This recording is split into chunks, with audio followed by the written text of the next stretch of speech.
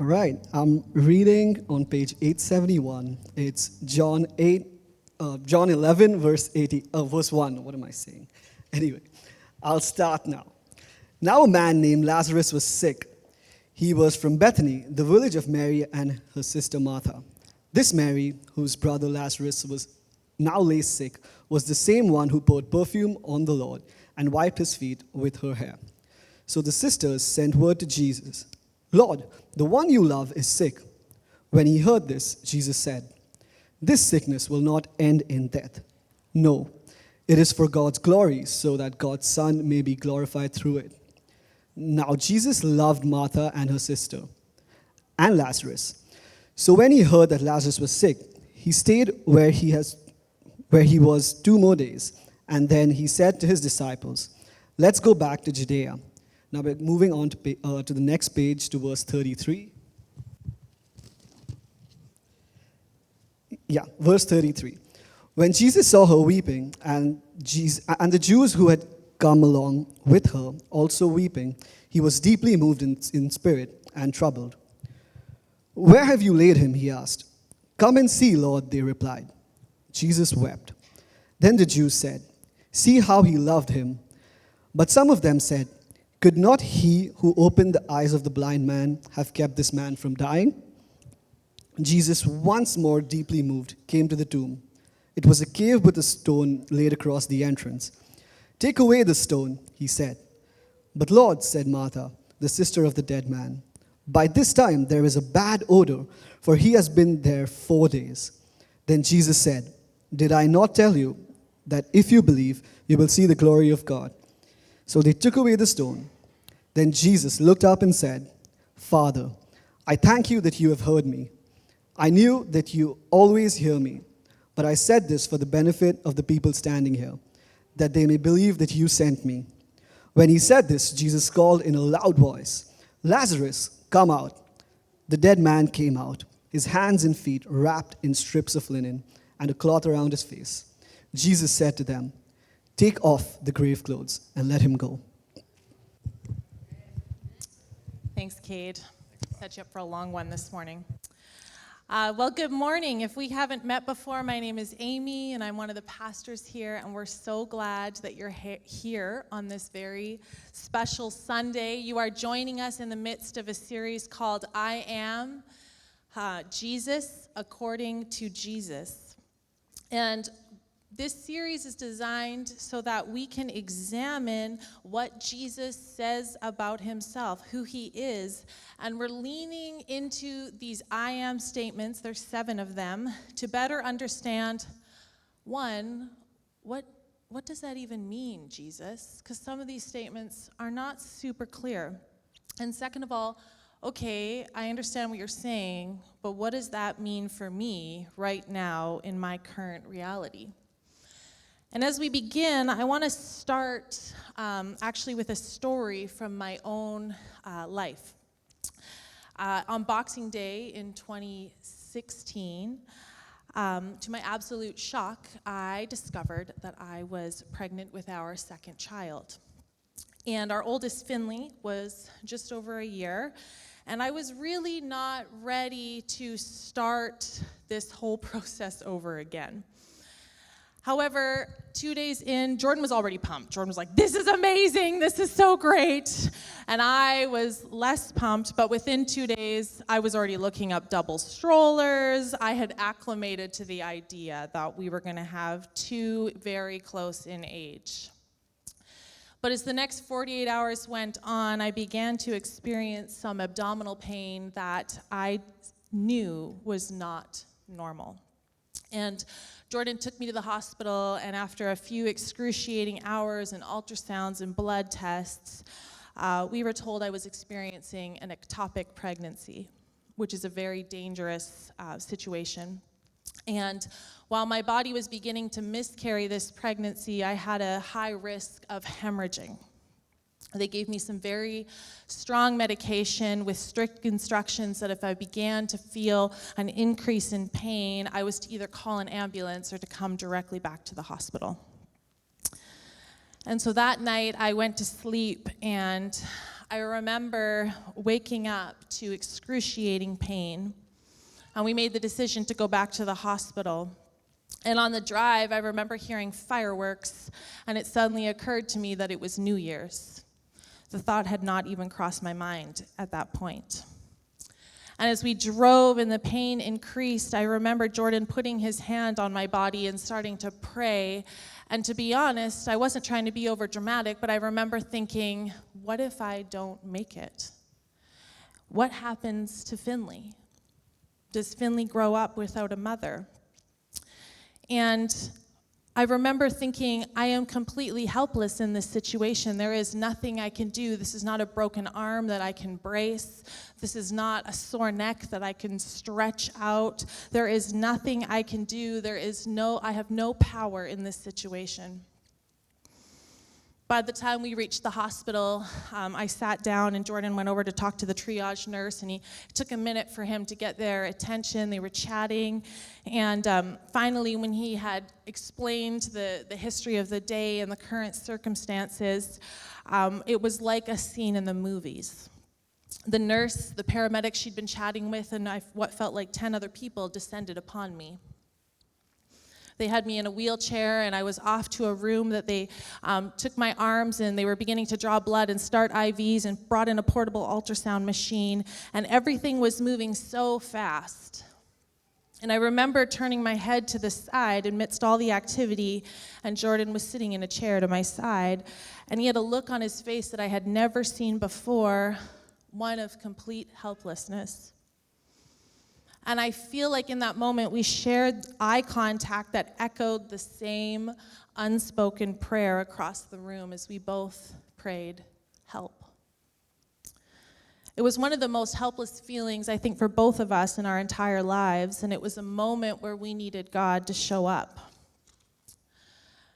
And today, the I am statement we are examining takes place in John 11, and it's in an exchange that Jesus steps into a family's moment of crisis, a moment he reveals an unexpected and deeper truth about who he is, one that speaks viscerally and personally to the reality of life's most excruciating pain. Moments in which we can identify with, but also a story that presents for us a beautiful opportunity for hope. Now, if you've ever read the Gospels, which are the biographies of Jesus, you may have heard of these three characters before: Martha, Mary, and their brother Lazarus. And as we engage in this story, it's my hope that by the end of this message on this very special Baptism Sunday, my goal is that you're going to be 6 times more amped to cheer on these people that have chosen to get baptized today. Because there will be a deeper understanding of who Jesus is and what baptism signifies. Are we ready? Okay. So, this is a moment where Lazarus, the brother of Mary and Martha, is gravely ill in the little village of Bethany, and his sisters send word to Jesus, and they say, "Lord, he whom you love is ill." And Jesus replies to whoever brings this message, I don't know who it is in particular, but he says, "This sickness will not end in death. No, it's for God's glory, so that God's Son may be glorified through it." Don't forget this. It feels kind of aloof and insensitive. Don't forget it. We're going to come back. Despite his love for Lazarus, Jesus delays 2 more days instead of going immediately to Lazarus' bedside. And finally, after 2 days, Jesus tells his disciples, "Let's go to Judea." That's the area where Bethany is. And the disciples warn him, "Last time we were there, the Jewish leaders tried to stone you. Why would you want to go back here? Don't go back." And Jesus basically shuts them down and says, "I am doing the Lord's work. I am doing what my Father has asked of me. I am going back. And by the way, our friend Lazarus has fallen asleep, but I'm going to wake him up." And the disciples are like, okay. They think Lazarus is sleeping. And Jesus clarifies with another line that also feels a little like, what? He says to them, "So," he told them plainly, "Lazarus is dead, and for your sake I am glad I was not there, so that you may believe. But come on, let's go to him." And to me, this feels like one of those moments in like a Sherlock Holmes situation where you've got this very eccentric, quirky detective investigator kind of a guy, and he's just really unruffled and unflappable, but then you've got the like flustered, confused Watson who's getting more and more stressed out by the circumstances, and Sherlock just really seems to kind of just be patting him on the head and letting things play out as they may, and it's almost like Sherlock knows more than he's letting on. And in this moment with Jesus, all of these things he's saying are actually quite confusing, given that the circumstances are pretty dire. Given that at one moment here, Lazarus is circling the drain, and they're saying, come quick. And he says, I'm going to wait 2 days. I'm just going to wait. And then he says, Lazarus has actually fallen asleep, and you're lucky I wasn't there. It's actually better for you guys. And these things feel like, I don't know, Jesus, if you're making as big of a deal as this as you should be making a big of a deal of it. So finally, they do get on their way, and they get to the village of Bethany, and by this time, Lazarus has been dead for 4 days. Now, this is contextually significant because the Jews believed that the soul of the dead individual would actually continue to stay around or linger or visit the grave for 3 days. But on the 4th day, the soul of the dead person would depart. So now there is absolutely no chance that Lazarus could potentially come back from the grave. There is absolutely no chance. Death is irreversible and final. So Martha, Lazarus' sister, goes out to meet Jesus, and she says, Lord, if you had been here, my brother would not have died. But I know that even now, God will give you whatever you ask. And Jesus responds, your brother will rise again. And she says, I know he'll rise again on the resurrection in the last day. Martha's assuming he means ultimately, like eventually. She believes in a resurrection. She believes that ultimately he is going to be raised. And Jesus says to her, and this is the I am statement for the day, I am the resurrection and the life. The one who believes in me will live even though they die, and whoever lives by believing in me will never die. Do you believe this? And this do you believe this reminds me of with my kids when they're like, are we going to watch the movie now? Are we going to watch a movie now? And I'm like, when did I say we were going to watch a movie? And they say, when Daddy gets home from work. And I said, is Daddy home from work? And they say, no. I said, okay, well, we're going to watch a movie, but not yet. I am affirming, I said we're going to watch a movie. We will. Not yet. This is the moment that Jesus is reminding Martha of her own faith. He says, do you remember? You believe in me. You believe I am the Messiah, that I am. And in me, you will find eternal life? Yes, Lord, she replies.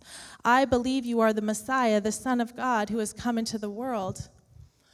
Martha has faith. She knows, but she doesn't understand. And that's okay. That's a lot of us.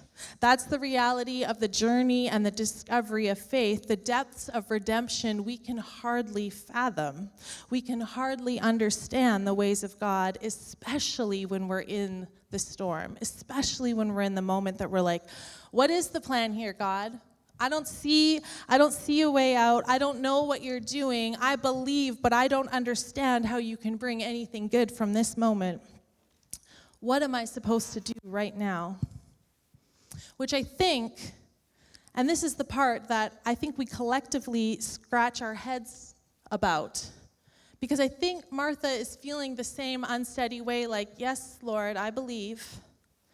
Why would God allow for suffering when he could have prevented it? Why does he delay? And I have to say, Jesus is not causing pain on purpose. Jesus is entering into an already broken situation, an already situation where there is illness and sickness, and he is using the sickness and illness of this moment and the sickness and illness of our world to draw people closer to him.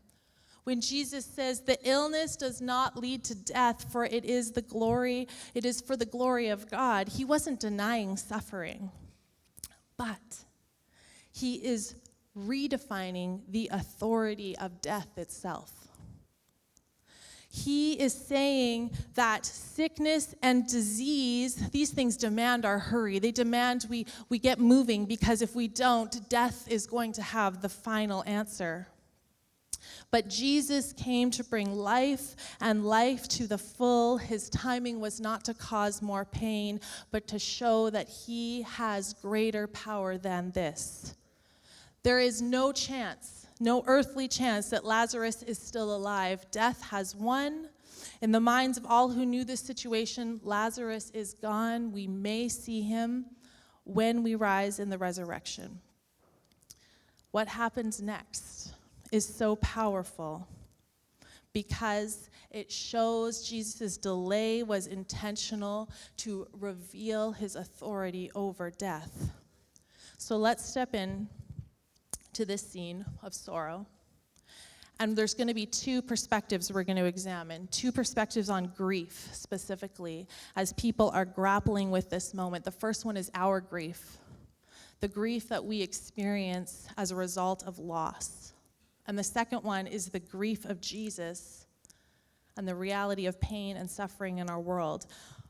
What does it mean, and why does it happen? So the Jews who had been with Mary in the house, comforting her, noticed how quickly she got up and went outside. They follow her, supposing she is going to the tomb to mourn there. Mary and Martha, even in the depths of despair and in the face of mourning the finality of death, they still run to Jesus. Mary repeats, "Lord, if you had been here, my brother would not have died."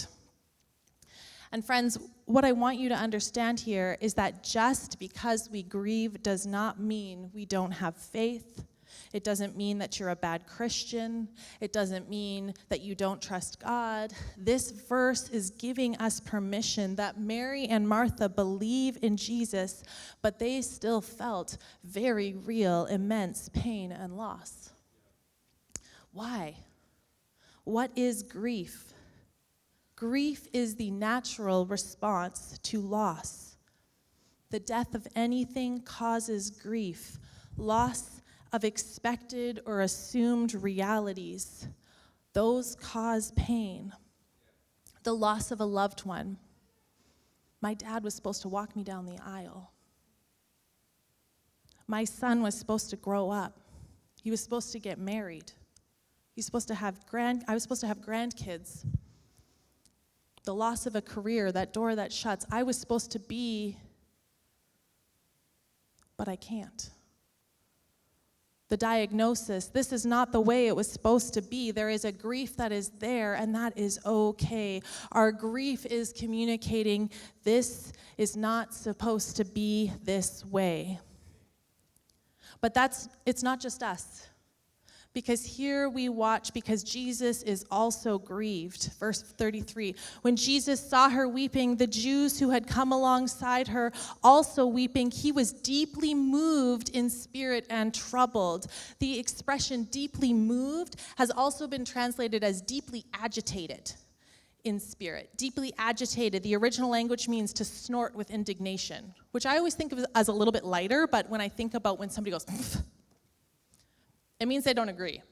It means that's not how it went. It means like when one kid says, "No, he said I could have the last cookie," and my other kid goes, "Pfft." That's not how it's supposed to be. There is a snort of indignation. There's a displeasure within his soul. My soul is distressed. It irks something because that's not how it's meant to be. It's so upsetting. The second part says that he was troubled. Troubled is shook with emotion. There's a difference between when Jordan comes home and says to me, "Oh, they're out of your coffee creamer." I looked, and I'm like, oh, like I might shake with emotion, but really, I'm going to be okay. It's too bad. It's another thing when somebody says, "Hey, I know we've tried every option. I know we've run down every lead, but our final application for a loan has been denied. There is no coming back from this moment. And your body cannot handle the reality of what is taking place, what this actually means. It is not supposed to be this way. What now?" This is Jesus physically overcome with distress. This moment has caused him great distress. And when he asks to see where Lazarus has been laid to rest, it says Jesus wept. Some scholars would say that Jesus burst into tears, which I'm thinking if Jesus is already feeling such a sense of tenderness and rawness, and then he goes to see where Lazarus has been laid, it's just the final straw, and he bursts into tears. Jesus is grieving. And logically, this could be kind of confusing for us because we probably are thinking the same thing as some of these onlookers. We're thinking, isn't he God? So the Jews says, look how he loved him. But some of them said, could this man who opened the eyes of the blind have prevented him from dying? Friends, Jesus is not crying because he doesn't know what will happen next. He's not crying because he can't fix this situation. Jesus is not crying because he thinks, oh my gosh, I wish there was something I could do to help. He's weeping because he feels their suffering, their pain, their heartbreak. Scripture is clear. In Hebrews 4, it says Jesus can identify with our every feeling. He has experienced every emotion because he is God in human form. He is human and he is having a human experience. He is weeping with his community because he feels their pain. He also loved Lazarus, and evil and death have had an opportunity to reign. Jesus is feeling the exact same way we do in these moments. It is not supposed to be this way. But on a much more cosmic scale, God did not design humanity with pain and loss in mind. Mankind was created in the image of God, created to be in perfect relationship with God, but because of our own decision, because of our own free will, the allure of knowing it all for ourselves, we as human beings chose to bring pain and brokenness into the world. We fractured our relationship with God. And we are faced with moments of brokenness that go against our very core design for life. To have our connection and fulfillment with God fractured, our connection and fulfillment and relationships with others are fractured. We cause pain, we experience pain, and Jesus is weeping at this reality. It is why we grieve, because it's not supposed to be this way. This is the reality, friends. This is the reality of why Jesus came to earth, was both to demonstrate a God who loves us so much. He wants to be with us, and he wants to bring us back into full restoration and rightly reunited with God. We were not meant to grieve. We were not meant to experience loss. So, let's watch. Let's watch Jesus as he demonstrates that he is the resurrection and the life. So verse 38, Jesus, deeply moved, arrives at the tomb, and he commands, take the stone away. And Martha hesitates and says, Lord, by this time there is going to be an odor. He has been dead for 4 days. This verse to me speaks of every single person's human response. That we're like, oh my gosh, no, it's too icky for God to know about. It's too icky for God to see. It's too icky for me to bring to God. Jesus isn't like, oh my gosh, that's right. I forgot my N95 mask and some Vicks for this situation. Jesus doesn't even address it. He doesn't say anything about it. His concern is for her confidence in him. He reassures Martha, did I not tell you if you believed you would see the glory of God? This is the key moment. He's saying belief is the key. Not that Lazarus smells like roses, but do you believe that I can bring Lazarus back from the grave? So they took the stone away. And Jesus looked up and said, Father, thank you that you have heard me. I knew that you always hear me, but I said this for the benefit of the people standing here so they may believe that you sent me. Again, it comes back to these weird verses at the beginning that's like, what are you talking about, Jesus? But it's like, here's the moment. God, this is the moment where they're going to see, they're going to understand better. It's in this moment.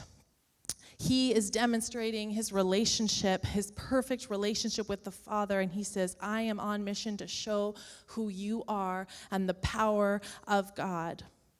Verse 43, when he had said this, Jesus calls in a loud voice, Lazarus, come out. The dead man came out, his hands and his feet wrapped in strips of linen and a cloth around his face, and Jesus said to them, take off the grave clothes and let him go. Do you see what this moment, this hopeful reality is communicating? This is the moment that Lazarus' death is setting the stage for Jesus' greatest miracle of all, his own resurrection. Stay tuned. We're going to be talking about that. We have a Sunday coming up in a few weeks called Easter. No spoilers, but resurrection is kind of a big deal. The story of Lazarus in John 11 is more than just a miracle that happened to Lazarus and his family. In this moment, this is a message that is about us and to us. So perhaps today, you're brand new in church. Maybe this is your first time you've ever been in a church. Or maybe you've been here your whole life. You've been in a church building for as long as you can remember. Either way, there is things that we're holding on to. There's things we're coming in with. There's things at the back of our minds. If I could just, if this was just, if we could, if I could, if God would. We have all sorts of things we're walking in with. But there's two takeaways I want us to understand as we go into baptism this morning, I guess. I guess we're still in the morning. I'm going to invite the keys up. Jesus is inviting us into two things. One, acknowledgement and acceptance. This is the acknowledgement that we are Lazarus. Lazarus in the tomb is us. We are cut off from the opportunity of eternity reunited with the maker of life. There is nothing we nor Lazarus could do to get himself out of the grave. But Jesus calling Lazarus out is him calling us into new life through himself, not through ourselves. It wasn't like, I'm over here, Jesus. I'm over here. Just call me over here.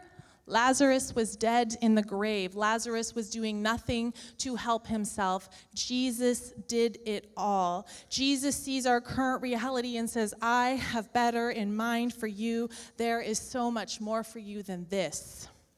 We know that intrinsically. We know we're longing for more. It doesn't take a lot of self-awareness to realize there's things in our life that we realize, that wasn't my best moment. Why do I have that attitude? Why do I walk with this limp? There are things in our lives that, try as we might, we cannot make perfect.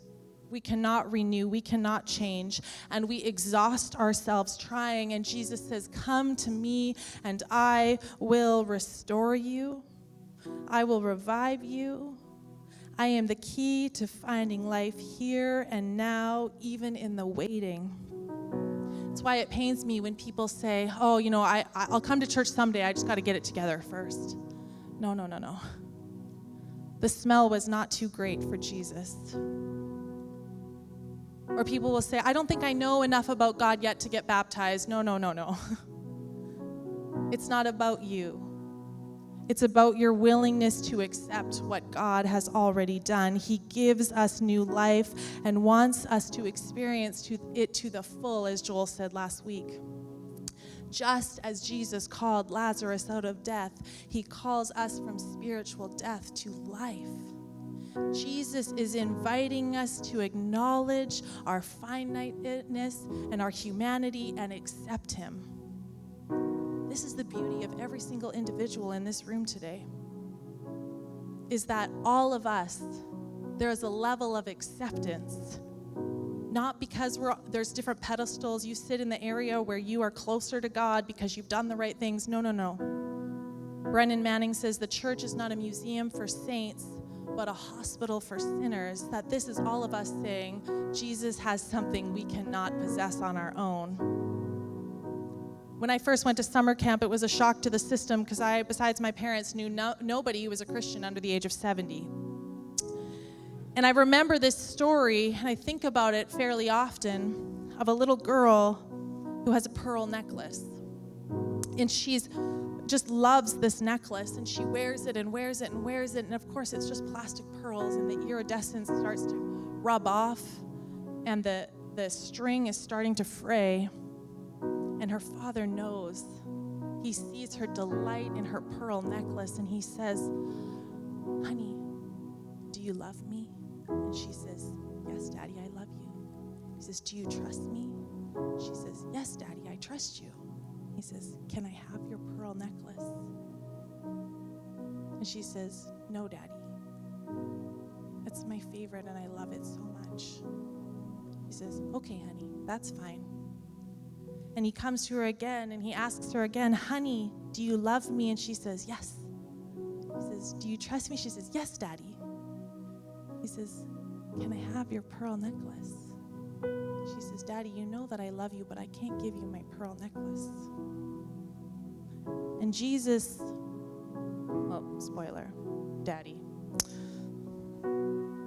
is holding a real pearl necklace behind his back. And he's not trying to coerce her, and he's not trying to convince her, but he's saying, "Do you trust me? Because I have something so much better for you." But it's the things that we're holding on to that it's like, what if I give this up? And God is saying, "I want you to live life to the fullest. I am the resurrection and the life." That is who Jesus is. But he is saying, "I need you to accept me and trust me and walk in my ways." And so today, we're going to celebrate these baptisms. We're going to have the church kids come up in a minute. It's about to get a lot more fidgety and distracted in here. But Jesus is inviting us into this because it is a beautiful thing, not only that we as a community who are saying, yes, we cannot make it on our own, and we celebrate and we are so thankful for Jesus. But the second part of this that is so beautiful is that when Lazarus walks out of the grave, Jesus says, "Take off his grave clothes." The resurrection of the heart is just the beginning. Lazarus comes out of the grave still bound in cloth that is meant for death, but those don't belong in the new life. This moment for you might be a powerful moment, or maybe it's another Sunday that you feel like everything is different, but you're going to go home and you're going to walk into that situation. You still have those friends that are calling. You still have that work situation. You're like, "Oh my gosh, I feel so different, but my life is the same." Friends, I'm telling you, the behaviors, the attitudes we might have had, the pessimism, the judgment, the jealousy, the gossip, the shame, God is saying you don't need those anymore. You don't need those grave clothes. And Jesus says, go and help one another. Take those grave clothes off. And so we get to celebrate today, but we get to be in small groups where it's like, I just can't get over what happened to me. I have anger that is so deep in my soul. We're saying you don't need that jacket of anger anymore.